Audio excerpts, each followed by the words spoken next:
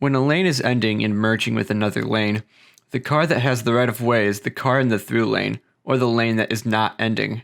The drivers in the lane that is closing should yield to the drivers in the through lane when trying to merge, and should merge as soon as it is safe for them to do so. Speeding between cars to get ahead is often unsafe, but doing so at a merge is even riskier. Courtesy is the best rule of thumb. Drivers in the ending lane should use their turn signal when preparing to merge, and drivers in the through lane should allow space for merging drivers to change lanes.